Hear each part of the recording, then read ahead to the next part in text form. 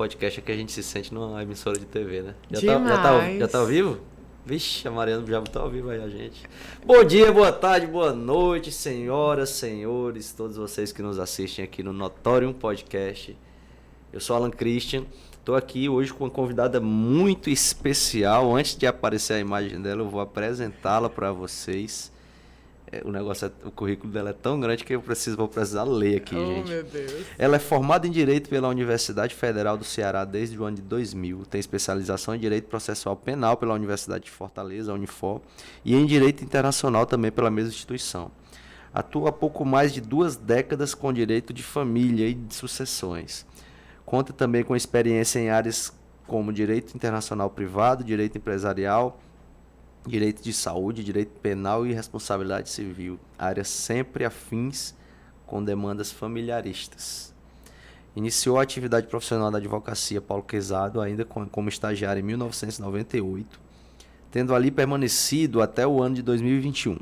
Desde então, ela é sócia da Portela Magalhães Accorsini Advocacia, banca dedicada especificamente ao atendimento das áreas de direito de família e sucessões, que apresenta um número de demandas que cresce vertiginosamente, as quais muitas vezes se revestem de grande complexidade e litigiosidade.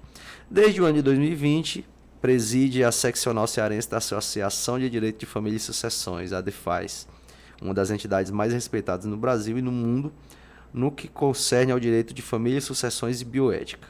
A entidade conta com grandes nomes em sua diretoria nacional, como o Ives Gandra, a ministra Nancy Andrighi e a presidente nacional da entidade, Regina Beatriz Tavares da Silva, pós-doutora e referência nacional da academia. Seja bem-vinda, doutora Mabel Portela. É uma grande satisfação tê-la aqui com a gente no Notório Podcast. Satisfação toda minha, Alan. Muito obrigada pelo convite. Vocês fazem um trabalho belíssimo, admirável, trazendo conteúdo jurídico de qualidade, não só para operadores do direito e acadêmicos, mas para a população em geral, que o direito deve estar cada vez mais presente na vida cotidiana das pessoas, né? Fantástico. Menos acadêmico e mais cidadão. Gente, a Mabel, ela é especialista, ela somente atua em direito de família e sucessões, mas eu a convidei aqui para o podcast para a gente tratar de um assunto particularmente intrigante aqui, que ela já vem falando disso há algum tempo, né? Ela, inclusive, fez uma palestra no quadro Notorium Talks aqui para a gente, que é sobre uniões paralelas, o famoso concubinato, a famosa mancebia, né, Mabel? Isso. Caso. Tem um caso. Tem um amante. Se eu tivesse no Pode Tudo, eu teria mais alguns termos pra gente denominar essa situação. Isso. O fato é que a gente vai explicar alguns pontos jurídicos, civis e constitucionais desse tema aqui. A Mabel vai explicar, na verdade, eu vou fazer como leigo algumas perguntas aqui. Você não é mais leigo não, viu, algumas Alan? Interferências Já aqui. deixou faz tempo. Então, Mabel, eu queria saber, inicialmente, o que é que o direito constitucional fala sobre isso, sobre a bigamia, sobre a mancebia? Alan, vamos lá. Esse tema sempre traz muita curiosidade.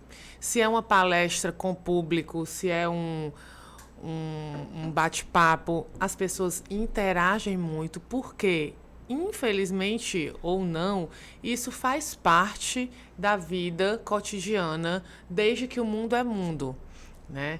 Desde os tempos antigos de Roma, onde você tinha rituais e você tinha deuses que eram deuses poligâmicos. Desde ali você tinha a famosa festa que ainda hoje leva o nome na arquitetura do culto a Baco.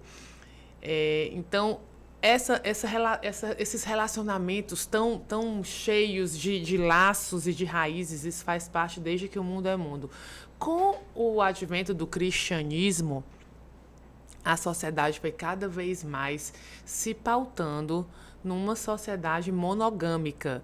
E o nosso Estado brasileiro, a sociedade brasileira e a Constituição traz que o nosso direito, a nossa sociedade elege como valor principal a monogamia. Seja ela através do casamento ou da união estável, que para o nosso público leigo, diga-se não jurídico, são as pessoas que moram juntas sem estarem casadas de modo formal. Ainda que as pessoas apenas, entre aspas, morem juntas, essas pessoas têm entre si um compromisso de fidelidade, um compromisso de monogamia. Então, isso em nada se confunde com poder ou não poder se separar, poder ou não poder se divorciar. Você termina uma relação, começa outra. O que a sociedade não tolera são as relações simultâneas, múltiplas. E isso está no texto constitucional. O casamento e a união estável é formada entre duas pessoas. Duas. Entendi. Então, Mabel, isso aí, pelo que eu entendo, né, pelo que eu estudei na faculdade, pelas as explicações que a gente vê dos professores, é um assunto bem cristalino, né? Isso que você acabou de explicar, teoricamente, não deveria gerar nenhum tipo de polêmica, porque a própria Constituição Federal, ela vem se manifestar sobre o assunto, ela vem deixar aí os seus ordenamentos para esse tipo de prática, né? Mas você também me comentou um certo dia que houve uma ação no estado de Sergipe que questionou isso, né? Eu queria que você falasse um pouco para a gente sobre essa ação e o desenrolar aí desse imbróglio jurídico. Né? Alan, ainda que as coisas no direito pareçam ser tão claras e cristalinas, e na maioria das vezes assim a gente se depara com esse tipo de situação, onde se contesta o que a princípio seria incontestável, né? E geralmente sob o argumento de se acontece, se está no mundo dos fatos, o direito precisa regular. E não é assim. Nem tudo que está no mundo dos fatos, nem tudo que acontece no mundo dos fatos gera consequência ou repercussão jurídica. E aí a gente vem para isso que é o imponderável sendo ponderado por grupos que assim pleiteiam. E isso é uma coisa pessoal. Por exemplo, eu, Mabel Portela, sou uma pessoa pró-vida. Né? Atuo, defendo e converso sempre, quando posso, a favor da vida. Para mim, isso é absolutamente inquestionável. Mas, sempre e durante muito tempo, vamos continuar questionando e debatendo essas ideias. Então, acerca da monogamia é da mesma forma. O fato de existir, desde sempre, relações extraconjugais faz com que as pessoas queiram atribuir direito a essas relações extraconjugais pelo simples fato delas existirem. Né? E a gente se depara muito com pessoas, com casos. Ainda existe hoje? Existe, mas a gente sabe que com o advento das redes sociais, essa situação diminuiu muito. Mas antigamente existiam famílias formadas em paralelo. Né? Muitas vezes no interior, muitas vezes em cidades diferentes, porque facilitava a existência e a administração, digamos assim, dessas duas famílias, em estados diferentes. Muitas vezes existia, sim, uma família ter conhecimento da outra. Às vezes as duas terem conhecimento, às vezes não. O que a gente já vai para o casamento e para a união estável putativa, né? A gente puxa aí o termo do direito criminal.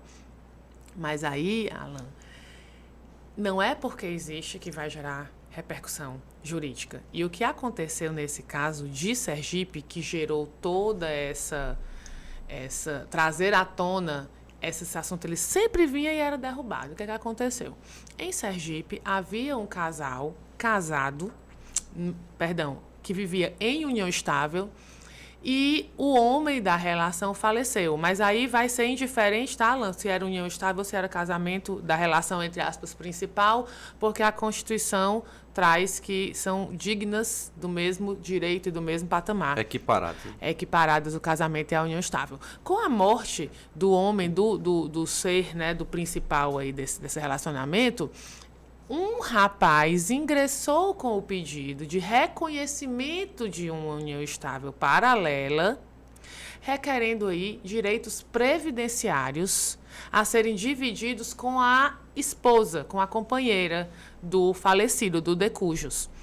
Em primeiro grau, a Justiça de Sergipe... Peraí, vamos Tá, só interpretar aqui, só para deixar os pingos nos is. Então, vamos lá. Um homem era um casado ou união estável com uma mulher, né? Isso, tinha formado lá a sua família, e ele seu faleceu. núcleo. Isso. E depois apareceu um outro homem alegando que também mantinha com o falecido, com o de cujos, uma união estável, né? Paralela. Então, paralela. Ele tinha a família dele, mas tinha, segundo esse rapaz, a união estável também com ele.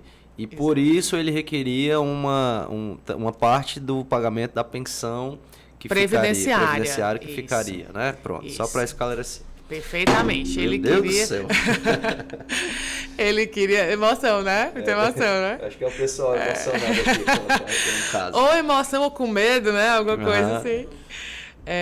Exatamente, Alan. Foi isso mesmo que aconteceu. E aí ele pediu essa divisão da pensão previdenciária. Ele não queria herança, ele não queria bens, ele só queria a pensão. Ele só queria a pensão. Parte da pensão. Inicialmente, porque aí depois que a gente vai puxar que o direito previdenciário, ele anda assim de mãos dadas com o direito de família.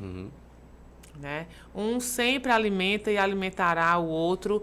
Então, na hora que você abre uma divisão, um reconhecimento aí para o direito previdenciário, isso é um sopro para ter consequências em todos os ramos do direito, lógico.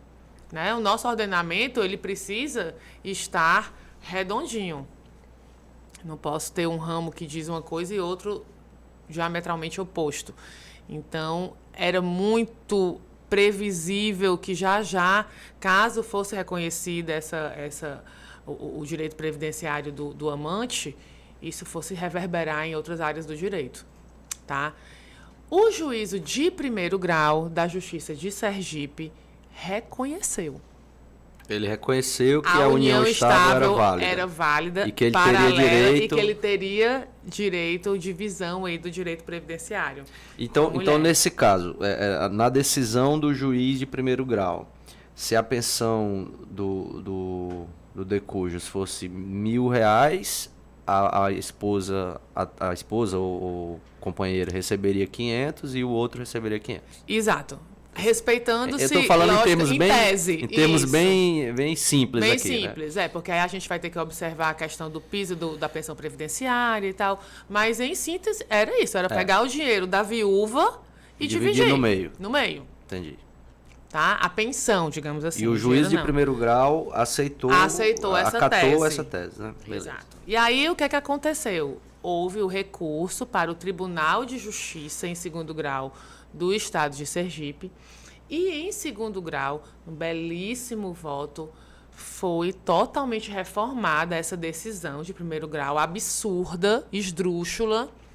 Foi reformado com diversos argumentos, dentre eles o basilar, que é: vivemos num Estado com uma Constituição onde casamentos e relacionamentos se dão entre duas pessoas e não entre 3 ou 4 ou 5.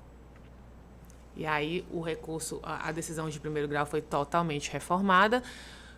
Ocorre que, de recurso em recurso, chegou-se ao STF com o mesmo tema, gerou um tema de repercussão geral. E a ADEFAS, que é a entidade que eu presido, a seccional Ceará, ingressou nesse processo como amicus curiae, pugnando, né, batalhando, lutando pelo óbvio, para a confirmação, nesse caso já, da sentença do Tribunal de Justiça de Sergipe, que desmanchou a bobagem que tinha sido feita lá em primeiro grau. Tá? E aí a gente vai para todos os argumentos pró e contra que a gente já deu aqui uma pincelada no começo. Existe, Mabel, existe no mundo dos fatos. O direito precisa se manifestar sobre um relacionamento que dura 10, 20, 30 anos. Não, gente, não é bem assim. Né? Nem tudo que existe no mundo dos fatos vai gerar efeitos jurídicos. O que se procura fundamentar para quem quer o reconhecimento é a existência do afeto. Ai, porque se existir uma outra família, existe afeto por um e afeto por outro. A doutora Regina começa a dizer assim, se existe um afeto igual por duas pessoas, 2 maridos ou 2 mulheres, então essa situação ela tem que ser tratada no divã e não nas cortes, né? Porque não é para ser, não é para trazer essa situação jurídica. Tentou-se também colocar essa batalha como uma batalha de uma luta pelos direitos dos homossexuais.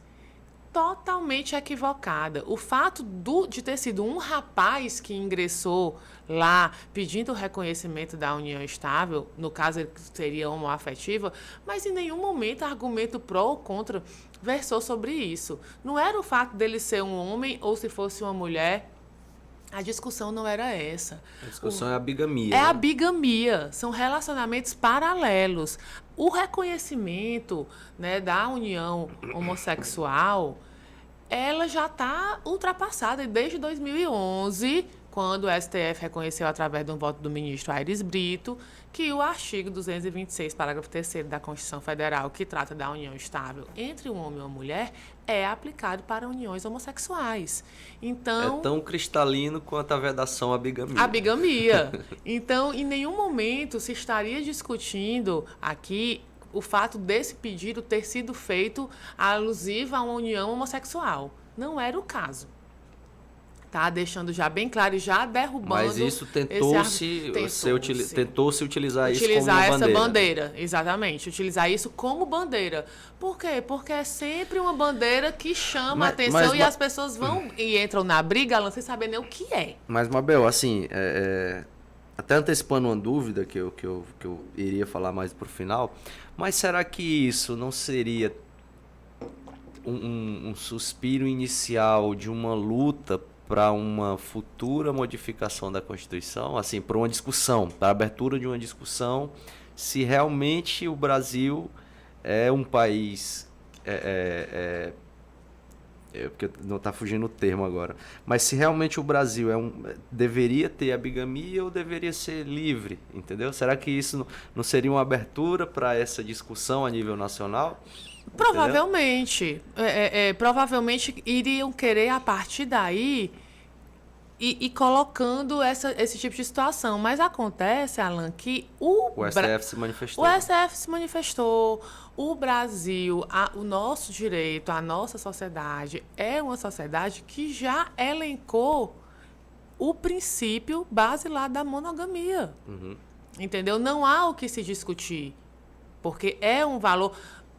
Vai ter sempre discussões. Nós temos pessoas no Brasil que dizem que fazem trisal ou poliamor, 3 casais ou 4 ou 5. Vai ter de tudo. Mas isso não significa uma representatividade do que pensa a nação. Uhum. Entendeu? E não é porque 1, 2 ou 3 já praticam que isso vai precisar valer para um valor e um bem tão caro, tão importante para todo o Brasil. Entendi. Entende? Então, às vezes, não é porque um fala que representa aquilo. Se a monogamia foi estabelecida constitucionalmente no Brasil, teve um motivo, né? Teve um motivo. E a história mostra, sabe, Alan, diversos países que não tiveram monogamia ou que deixaram de ter, que passaram a ter, são sociedades em declínio, sociedades sem valores, sociedades moralmente falidas. Uhum. Tá? É igual a questão das drogas, né? De legalização ou não, que aí é um outro tema. Mabel, muitos países legalizaram e voltaram. Imaginemos que a decisão do juiz de primeiro grau tivesse sido acatada pelo tribunal e tivesse sido realmente executada. Quais seriam as repercussões jurídicas disso? Diversas. E aí, há reconhecimento também para outras situações inteiras no Brasil, onde você vai trazer uma série de sofrimento para muitas pessoas, né?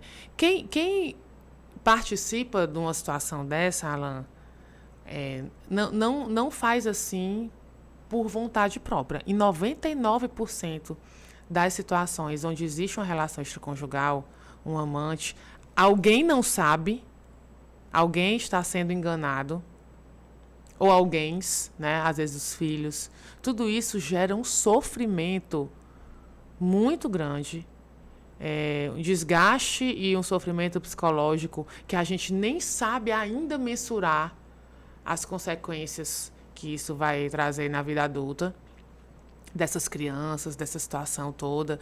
E muitas, eu estou falando aqui mulheres porque é o mais corriqueiro, mas existem também em todos os casos. Se submetem muitas vezes por necessidade financeira, por não querer, por achar que se botar um ponto final naquilo ali vai afastar o pai dos filhos. Então, você tem um prejuízo psicológico aí para os envolvidos que a gente não consegue ainda mensurar. E jurídico... E por outro lado, né, também, ó, aí falando já das amantes, muitas vezes a pessoa também é enganada, né? Também. Muitas vezes a pessoa tá ali sem saber, às vezes até se o cara é casado, se o cara mantém a união estável, né? Porque apesar das redes sociais terem facilitado muito isso, mas ainda existe muita gente que não se expõe nas redes sociais. Existe, tem muita gente que opta por não ter. Exatamente. Né? Então, tipo assim, a pessoa imagina manter um relacionamento durante 3, 4, 5 anos com uma pessoa sem saber que ela é casada, sem saber que ela mantém uma união estável, entendeu? E aí depois, muitas vezes, já há um envolvimento sentimental e a pessoa fica sendo levada, né? Aquela coisa, não, eu vou deixar, eu vou largar, eu vou ficar com você, eu vou deixar que a família... Então, assim, não existe quem não sofra numa situação dessa. Uhum. Então, a gente já vem para uma consequência psicológica imensurável aí. E as consequências jurídicas, imagina o direito sucessório.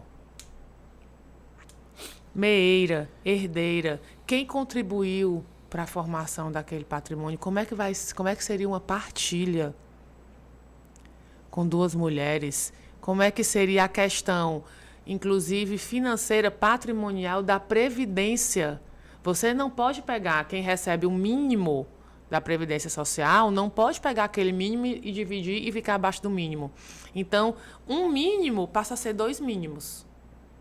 Imagina isso no Brasil inteiro. Quebrava a Previdência. Quebrava. Que já é quebrada, né? Que já é quebrada. Piora. Então, são consequências que a gente não consegue nem imaginar, muitas vezes. Né? A gente não consegue imaginar. Realmente um desastre, um completo desastre. E não é o que a sociedade quer. Até porque, Alan, se você tem outras formas de, entre aspas, beneficiar uma situação dessa. O testamento, né? Você tem uma questão, por exemplo, de uma sociedade civil, uma empresa... Digamos, hipoteticamente, que um amante forme uma empresa com o marido, né, da outra. E aí você vai ter todo o direito civil, não o direito de família, o direito civil para mostrar que houve esforço como uma sociedade qualquer, sociedade empresarial qualquer, tá? Não regida pelo direito de família. Isso se ambos têm o ânimo mesmo de manter aquilo aí para frente, né? Isso, porque uma empresa, uma sociedade, normalmente a coisa não evolui até esse ponto, porque né? Normalmente, assim, sempre existe numa relação como essa, sempre existe um que está ali querendo se aproveitar do outro. Sempre tem. Às vezes, na maioria das vezes, o homem, né, que quer ali se aproveitar de uma mulher, ou poucas vezes, acredito, mas que é uma mulher que está querendo somente se aproveitar, só obter prazer, obter entretenimento ali, tá cansado, tá achando o casamento monótono e quer outra coisa. E acaba se envolvendo sentimentalmente, né? Mas normalmente não tem esse ânimo, né? Normalmente a pessoa financeiramente mais ativa numa relação como essas, ela não quer mesmo deixar nada para aquela outra pessoa. Entendeu? Não tem esse Ela vai interesse. se proteger para... Ela vai para não, isso aqui, você não vai ter nada meu aqui. Mas acontece tudo, né? Tudo a gente... Nesses meus 20 anos de direito de família, Alan, a gente já viu de tudo. Tem aquele mesmo, né? Meu pai dizia, você vai ver coisa, meu filho, você vai ver coisa. E o direito de família é um direito muito democrático, né? Porque ele está presente, as demandas, digamos assim, né? O direito não, os litígios e as demandas, elas estão presentes em todas as classes sociais. A Lei Maria da Penha, delegacia, né? Hoje a Casa da Mulher Brasileira, que em Fortaleza fica ali próximo à Avenida José Bastos, lá existe o atendimento psicológico, jurídico, a delegacia, as medidas protetivas sendo deferidas. Então, passar um dia inteiro na Casa da Mulher Brasileira é, antes de tudo, uma experiência sociológica.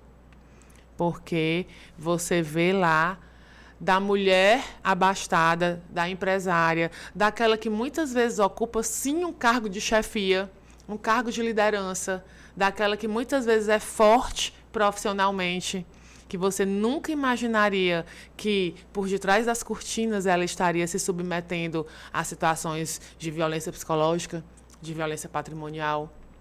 E mulheres ligadas até a cargos judiciais. Né? A gente já viu lá esposas de autoridades do judiciário. Então, o direito de família, ele realmente está presente em todas as classes sociais. Esse tipo de mulher, elas relutam mais em procurar. Para não se expor. Para não se expor.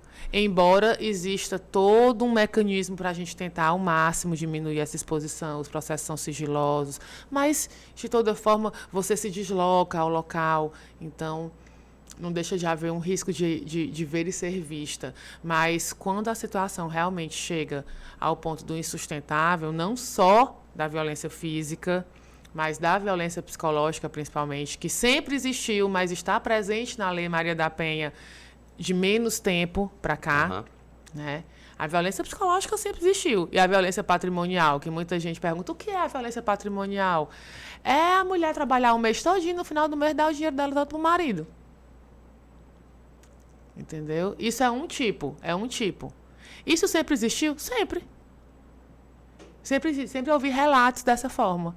Que diz, trabalhei o mês inteiro. Um dia desse eu ouvi, Mabel, trabalho o mês inteiro, boto meu dinheiro na mão dele. Quando é para comprar um sofá dentro de casa, eu não posso opinar. Eu escutei isso. E fala assim, entendeu? Como se a parte ruim fosse o sofá, né? A culpa é eu não conseguir escolher o sofá. Sendo que o que causa aí, né, a raiz do problema é mais profunda. Então, o direito de família é isso. Né? Ele é realmente um direito democrático existente em todas as classes sociais.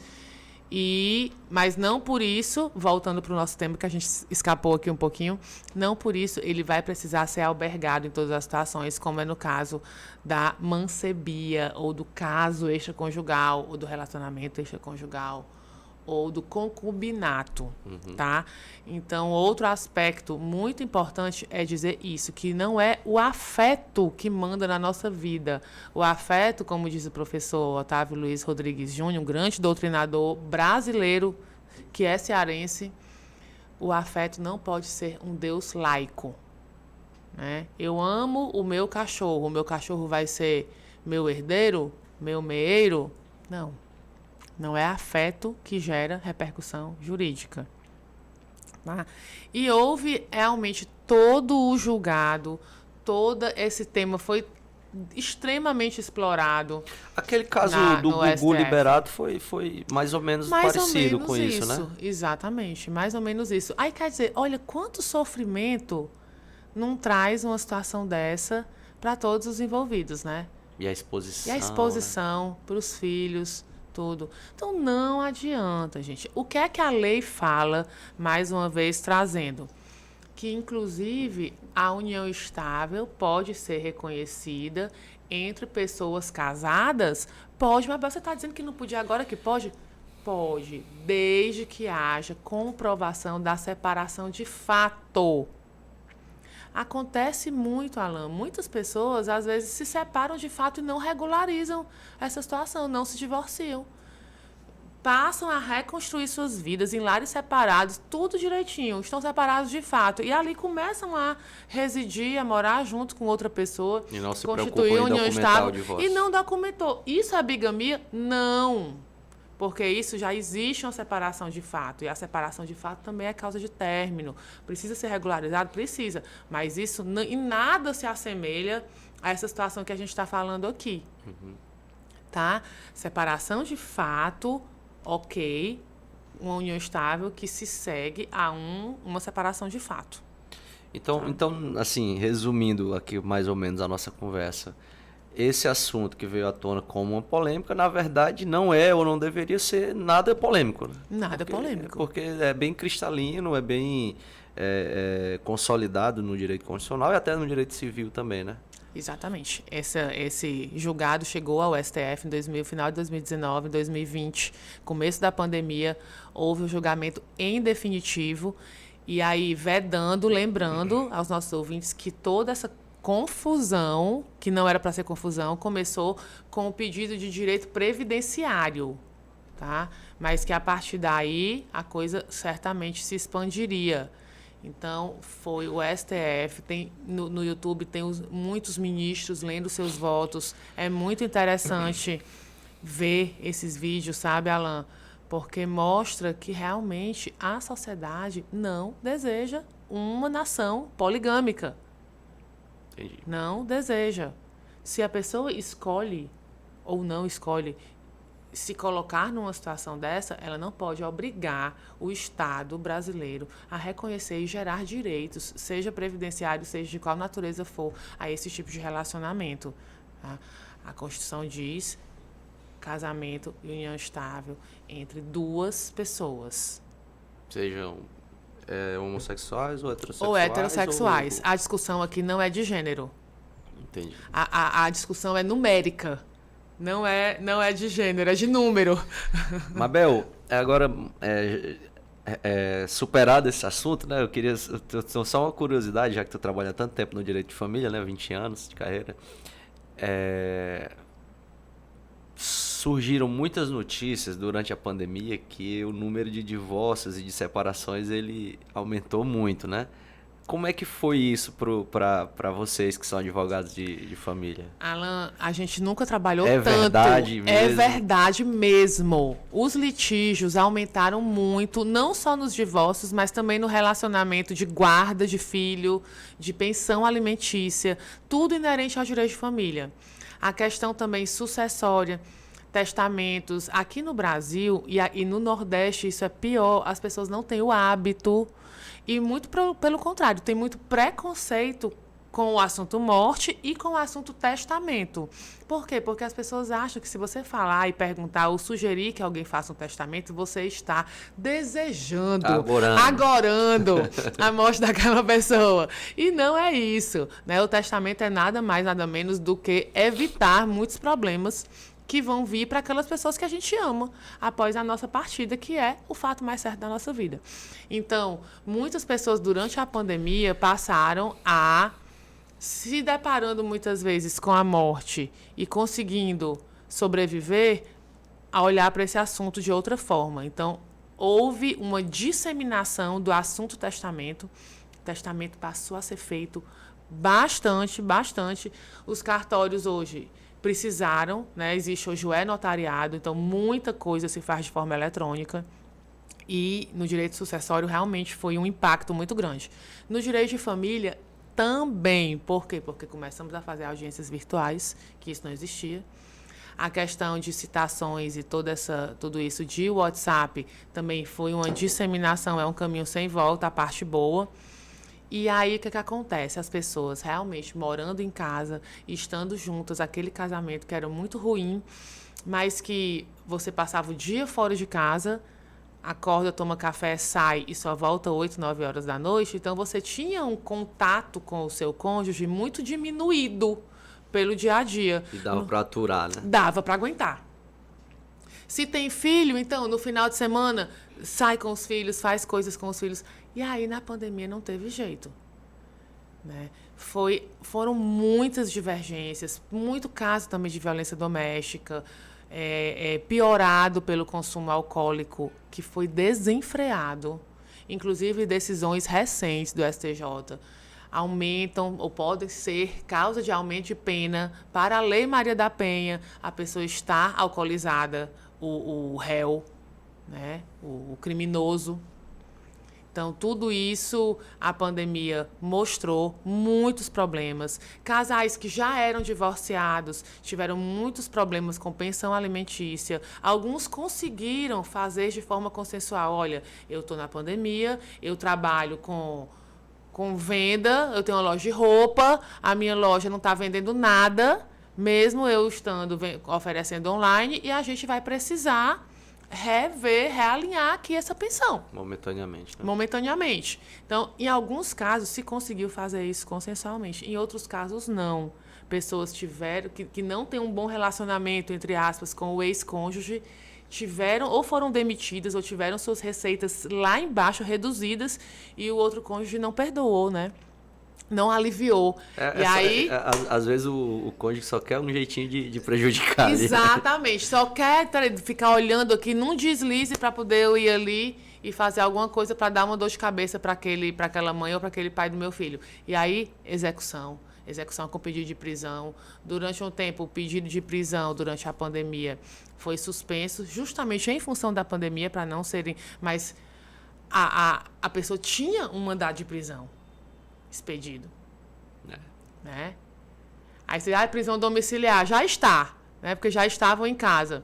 Mas aí você tem... não precisa nem a gente discutir o que é ter um mandado de prisão em aberto, né? Foi muito atípico, né? Toda Foi essa situação. Muito atípico. E aí pais também... Aí a gente tem de tudo, Alan. A gente tem pai e mãe que quer prejudicar o outro e que alegava a pandemia para dizer não pode ir para sua casa, não pode ir lá porque tem risco de contágio. Mas e aí ficava aquele pai ou aquela mãe vendo o filho só de forma online, quando a gente sabe que podia passar 15 dias com um, que fosse 15 dias com outro, mas teve muito prejuízo psicológico aí advindo da pandemia. Muitos pais que perderam convivência com seus filhos, questão de pensão alimentícia, e muitos divórcios que explodiram aí. Talvez em condições normais não ocorressem porque a sujeira estava embaixo do tapete, estava, mas poderia se tentar outras coisas. Uma terapia de casal. Quem quer consertar o casamento, existem muitos caminhos. Na pandemia não tinha. Mabel, a conversa está maravilhosa, mas eu sempre gosto de dizer aqui no nosso podcast que a gente sempre deixa espaço para mais, né? Para próximas conversas, para próximos convites. E eu queria deixar já em aberto aqui um convite para que você possa trazer outros profissionais aqui com você que tem uma visão até um pouco diferente sobre as uniões paralelas, né? Pra gente bater um papo aqui, de repente tomar um vinho, né? Também vai junto. ser ótimo. Já está aceito, está aceito. Gente, muito obrigado a todos vocês que nos assistiram até agora. Sigam as nossas redes sociais, né? E Grupo Notório, Notório Jurídico, Notório Play. Siga as redes sociais da Mabel. mabelportela.adv. Mabel Portela no Instagram, mabelportela.adv. Ela está sempre postando conteúdos aí sobre direito de família também. Isso. E não deixem de curtir esse vídeo e de se inscrever no nosso canal, né? Porque isso é importante aí pra gente continuar trazendo conteúdos de cada vez mais relevância para vocês. Então, muito obrigado, bom dia, boa tarde a todos vocês. Obrigado, Mabel, por ter aceitado o nosso convite. Obrigada a você, E as Alan. portas estão sempre abertas aqui para você. Muito obrigada, é sempre um prazer estar aqui e até a próxima. E obrigado para a Mariana e para o Gabriel, hein, que estiveram aí com a gente aí no apoio. Queridos demais. Beijo para vocês e até a próxima. Tchau, tchau.